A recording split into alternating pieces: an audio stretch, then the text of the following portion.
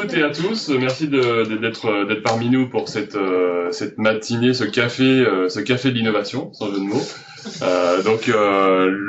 L'objet d'aujourd'hui, c'est de lever le voile un peu sur ce qu'est l'innovation, sur la façon de voir l'innovation, et surtout, eh bien, c'est de distinguer l'innovation d'autres termes qui sont capablement usités, comme l'idéation. L'idéation n'est pas l'innovation. L'idéation, c'est la capacité à faire germer des idées, c'est la capacité à produire des idées, telles que ce que nous avons pu faire dans Winov au tout début. Donc, on va pouvoir livrer nos idées, quelles qu'elles soient, comme dirait Loïc Bestard, des idées, vous avez une idée, on en a tous une, enfin des idées on en a tous une, donc libérez vos idées. Donc on est dans cette logique-là. Maintenant, il faut passer de l'idée au projet. Et pour passer de l'idée au projet, eh bien, il faut arriver à canaliser les énergies et à mobiliser pour aboutir à une invention. À une invention qui n'est toujours pas une innovation. Une invention, c'est tout simplement d'arriver à un concept, à un projet innovant qui va donner lieu à un produit sur étagère. On parle souvent d'invention dans le cadre d'une démarche de recherche et développement, mais qui n'est pas encore appliquée au niveau commercial et pas encore appliquée, je dirais, au niveau offre de service. Donc l'idéation reste une idée, donc tous les matins en se levant nous avons des idées. L'invention c'est un concept qui arrive au bout, qui est formalisé et qui est sur étagère mais qui reste dans un laboratoire. Bonjour Jacques-Olivier. C'est notre photographe. Oui, voilà. Et donc pour arriver à l'innovation, il faut que l'invention soit adoptée. Donc l'adoption, qu'est-ce que c'est ? Eh bien, c'est la capacité à transposer cette invention en offre de service, la concrétiser et pour faire simple, faire du business avec de l'innovation. Donc l'adopter, c'est-à-dire de faire en sorte, comme nous avons pu le voir avec les projets Winov qui ont été lauréats du trophée, eh bien c'est de les répliquer dans l'ensemble du réseau et c'est d'en faire des offres de service à destination de nos clients que sont les entreprises et les jeunes. Donc au final, l'innovation, c'est l'invention adossée à l'adoption. Donc c'est une invention qui a été adoptée au plus grand nombre et qui va générer du chiffre d'affaires, qui va générer, on va dire, de l'activité. Donc ce que je vous propose dans le cadre de ce café, c'est plutôt que de faire une présentation assez standard, c'est de prendre appui sur 6 citations qui me paraissaient intéressantes, avec un petit clin d'œil à certains, pour dérouler notre conception de l'innovation et ce que nous en faisons au 3CA. Donc la première que j'aime bien, c'est donc Peter Drucker, qui est le pape du management, qui a longtemps et encore aujourd'hui mis son empreinte sur l'innovation, sur la façon de concevoir l'activité, le business. Donc le changement est une opportunité. Et ça, c'est ce qui est différenciant. Donc la démarche d'innovation, c'est déjà de considérer le changement comme une opportunité. Et c'est ce qui a été fait jusqu'à présent, hein, au niveau du 3CA, mais pas que, en engageant, en étant précurseur sur la réforme, pour se raccrocher à notre contexte actuel, c'est de changer de regard, de sortir du cadre, d'être en capacité de se dire que finalement le changement est permanent et le changement est bénéfique. Donc de passer d'une posture statique à une posture mobile et d'être agile. Donc finalement, c'est exactement ce que nous faisons aujourd'hui, ce que nous essayons d'ancrer dans le réseau. Donc l'opportunité de changer, c'est avant tout, c'est comme on parlait hier avec Christophe, on parlait de la chance. La chance, bizarrement, les gens qui saisissent le changement comme une opportunité ont tout le temps de la chance. Très clairement, la chance scientifiquement n'existe pas. La chance est provoquée. Et bien là, pour moi, aujourd'hui, l'innovation, c'est ça. L'innovation, c'est d'être en capacité de saisir les éléments contextuels, conjoncturels, pour arriver à changer de regard, à voir les choses différemment. La deuxième citation qui est intéressante parce qu'aujourd'hui, on a trop souvent tendance à confondre les deux. Donc l'innovation n'est pas que de la technologie, et n'est même pas de la technologie. La technologie est un véhicule, est un moyen qui permet d'innover, Mais l'innovation est avant tout une façon de penser différente. Comme on le disait juste avant, c'est d'être en capacité de changer de regard sur les choses.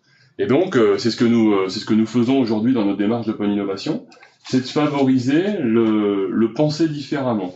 C'est d'être en capacité de travailler ensemble. Quand on parle d'open innovation, c'est très tendance, c'est super, c'est bourré d'anglicisme, hein, que je déteste. C'est bourré d'anglicisme, mais au-delà de ça, l'open innovation, c'est de travailler ensemble, c'est de changer de regard sur les choses. L'innovation, c'est lorsque l'on prend par exemple les work skills, ce qui serait innovant dans le cadre des work skills, par exemple, c'est de valoriser le travail collectif, parce que les nouvelles générations travaillent collectivement. Et l'innovation, c'est d'arriver aussi à faire changer de paradigme à nos entreprises qui finalement aujourd'hui continuent à penser individuel et continuent à se dire mais moi je baisse mon niveau d'exigence et je demande un jeune avec on va dire qui arrive à l'heure et pas de casquette, alors que finalement le jeune lui quand on lui demande ça c'est totalement rédhibitoire. L'innovation c'est de comprendre comment le jeune fonctionne, quelles sont ses aspirations. Donc c'est ça, c'est changer cette façon de penser, et de se dire que la technologie est juste un moyen qui va nous permettre d'atteindre notre objectif et de faire en sorte que l'innovation génère le déclic. On le voit bien aujourd'hui, si on considère dans la pédagogie que on va équiper l'ensemble des CFA de lunettes 3D, de réalité virtuelle, de data center, etc., ça ne marche pas. Ça ne marche pas. Non, ça ne marche pas parce que derrière, il n'y a pas l'intelligence, il n'y a pas l'ingénierie qui va avec, il n'y a pas de sens. La façon de penser va donner le sens à l'innovation. Et ensuite, la technologie est un outil. Sur cette citation d'Albert Einstein, c'est si nous faisons toujours ce que nous avons l'habitude de faire, nous reproduirons toujours les mêmes comportements. Et ça, je dirais que ce point-là est extrêmement important. Important aujourd'hui, on le voit bien. Si je prends un exemple flagrant, je prends Tesla. Elon Musk n'a jamais produit de voiture jusqu'au moment où il a lancé Tesla. Et aujourd'hui, il est devenu le premier constructeur mondial de véhicules électriques et il est en train d'être, on va dire, sur le Hyperloop. Il est en train de lancer Hyperloop, un nouveau mode de transport. Exactement. On voit bien qu'aujourd'hui, et oui, comme Bezos avec SpaceX, j'en ai échangé il n'y a pas très longtemps. Ariane 6 va être lancée et n'est toujours pas en capacité d'atterrir seule. Aujourd'hui, SpaceX le fait. Alors qu'il y a encore quelques années, SpaceX n'existait pas. Et aujourd'hui, c'est ce qui fait que, quand on le raccroche à notre environnement, eh bien, nous continuons, nous, d'essayer d'innover par rapport à notre propre paradigme, à nos propres valeurs, à nos propres modes de fonctionnement, en se disant l'information, c'est comme ça. Demain, c'est-à-dire demain, au 1er janvier 2019, eh bien, nous serons face à des acteurs qui n'ont jamais fait de formation, mais qui vont penser différemment, qui vont se dire, moi, j'achète la brique. Je prends la brique ailleurs, j'assemble mon Lego et je crée une formation de toutes pièces. Et ils n'auront pas tous les tabous, ils n'auront pas l'histoire. L'histoire est une force, mais peut-être aussi un handicap dans certains cas. Il faut savoir tirer profit et valoriser notre histoire pour faire en sorte bien de penser, de faire les choses différemment. Donc cette citation est extrêmement importante dans notre démarche aujourd'hui, dans la démarche d'innovation qui nous caractérise, puisque nous sommes tête de réseau aujourd'hui, nous impulsons ces nouvelles pratiques et nous nous rendons compte chaque jour qu'il y a une inertie forte d'un réseau qui est, on va dire, très engagé dans l'apprentissage et qu'il faut accompagner pour qu'ils changent de posture, qu'ils changent de paradigme et qu'ils apprennent à faire différemment. On a bien impulsé ça avec Winov, on impulse ça avec la démarche de développement de la formation continue, où on approche les choses différemment sur l'engagement des équipes de développement, et donc ça passe par chacun d'entre nous, par le pilotage avec le Power BI, ça passe par une démarche de GPEC qui est différenciante, ça passe par un tas d'éléments qui sont des signaux forts, des signaux faibles, mais qui sont complémentaires et qui vont finalement nous permettre de récolter des résultats qui sont différents et surtout singuliers. On peut poser des questions. Oui. Dans tous les exemples que tu prends, on est effectivement sur une innovation au sens large, avec des exemples marchés, etc. Mais c'est déjà, tu vois, par rapport à cette citation que je trouve qu'on connaît très bien et que je trouve particulièrement intéressante, c'est déjà de faire l'innovation à titre perso et de dire qu'est-ce que je fais moi d'habitude de la même façon depuis 15 ans, depuis 20 ans, dans ma façon de fonctionner, dans ma façon de travailler. Est-ce que c'est déjà de l'innovation ou c'est juste, enfin, je suis un peu provocatrice, hein, de la créativité ou une remise en question classique de n'importe quel être humain. Enfin, c'est quoi? C'est vraiment l'innovation ou pas? Je dirais que là, on est dans l'ordre du comportemental. Donc oui, nous sommes dans une démarche d'innovation, dans un comportement innovant. C'est-à-dire que ça aboutit, ça va aboutir à un produit, à une offre de service. Et je dirais que si on prend les choses sous un autre angle, nous sommes tous dans cette relation client-fournisseur. Donc finalement, le cap de l'innovation est à faire aussi bien en interne qu'en externe. C'est-à-dire que nos clients finaux sont les jeunes et les entreprises, mais notre premier client, eh bien c'est tout simplement notre contact du service d'à côté, de la direction d'à côté, du réseau, des associations régionales. Donc nous avons tous une relation de client-fournisseur, et là, à ce titre-là, à titre individuel, notre innovation au quotidien, c'est le livrable que nous allons produire qui va être différent. D'accord. Donc c'est pas, ça peut être déjà, c'était déjà innovant parce que je le fais différemment moi déjà. Tout à fait. Et après, c'est innovant parce qu'effectivement, je propose un service ou quelque chose de nouveau à mon client. Oui. Mais c'est innovant par rapport à moi déjà. C'est ça en fait. C'est ça. Tout à fait. Et je dirais que c'est pour ça que il faut vraiment avoir cette double dimension, la dimension collective qui va permettre eh bien d'avoir une démarche, d'apprendre à avoir. Ça fait l'objet d'une autre citation, mais d'avoir une démarche structurée, organisée, qui va nous permettre eh bien d'aboutir rapidement et efficacement, on le disait tout à l'heure, efficacement à un produit qui sera considéré comme innovant. Et je dirais qu'au quotidien, eh bien, cette innovation, c'est d'être en capacité soi-même de se remettre en question. De se remettre en question et d'être au regard des pratiques que l'on peut avoir à droite et à gauche, ne pas avoir l'idée du siècle une fois par an ou une fois tous les 10 ans, mais c'est d'être en capacité, eh bien, de penser différemment, de fonctionner différemment. Puisque l'innovation n'est pas, je dirais, n'est pas associée au génie.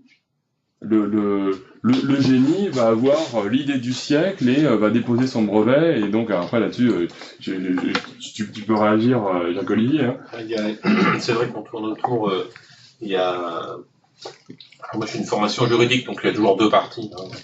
Mais grosso modo il y a deux choses qu'on peut voir sur ce qu'on dit là, il y a de l'innovation de rupture, et ça il y en a une fois tous les 30 ans. La citation la plus jolie, c'est pas en améliorant la bougie qu'on a inventé l'ampoule électrique. Voilà. Ça, c'est de la rupture. On a trouvé une autre façon de le faire.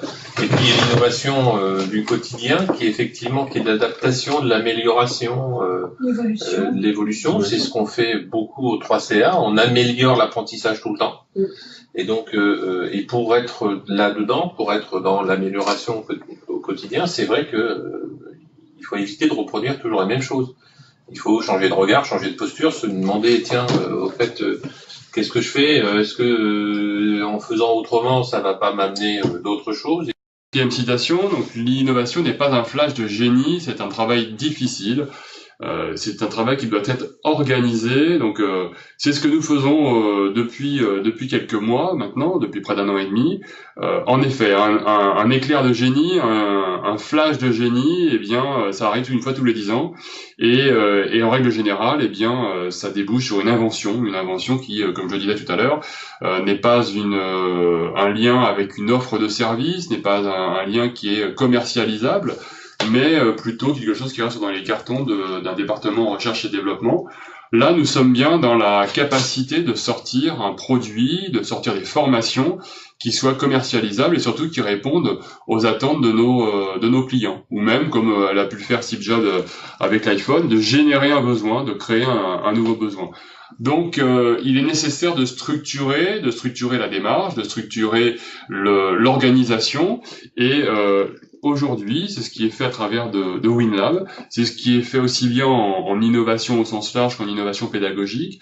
Nous sommes aujourd'hui réunis, organisés en communauté, structurés avec une charte WinLab qui va me permettre de lancer des appels à projets et qui va permettre d'infuser, d'organiser, de partager les bonnes pratiques avec l'ensemble des acteurs du réseau et ainsi, je dirais, industrialiser, si on veut parler comme ça, industrialiser l'innovation en la rendant automatique, en la rendant naturelle à tous les échelons de l'organisation, que ce soit un formateur qui change de posture, qui change de posture dans sa salle de classe, que ce soit un coordonnateur développement régional qui apprenne tout simplement à changer de posture vis-à-vis de l'entreprise, vis-à-vis des apprentis, ou que ce soit aussi pour l'ensemble des collaborateurs d'un CFA, de voir l'apprenti comme un client et de lui faire vivre la meilleure expérience qu'il soit.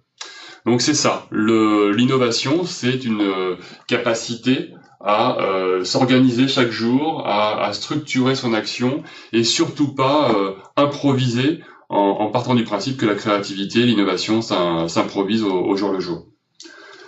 Le cinquième point, la cinquième citation, une de mes préférées, c'est qu'une personne qui n'a jamais commis d'erreur n'a jamais tenté d'innover.